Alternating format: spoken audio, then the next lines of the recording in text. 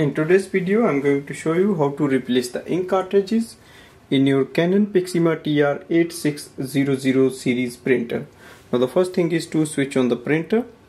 Now the ink cartridge chamber door can be opened from this side. So lift it from here and wait for the ink cartridges to move and come into the middle.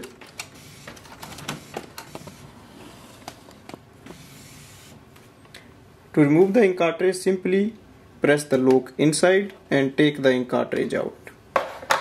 So there are 5 ink cartridges here, so you can take them one by one. So it's easy. And to install the new ink cartridge, remove the seal from the bottom. Also make sure the chip faces downwards and forward. Match the numbers and the alphabets. So slide it in and press it down. Once you hear a lock sound, that means it's installed. So you just have to slide it in, press down. Do it for all 5 ink cartridges. And on the screen you can see the installation is showing up. Now press the door down. Check on the main screen and then we are ready to use it. Thanks for watching.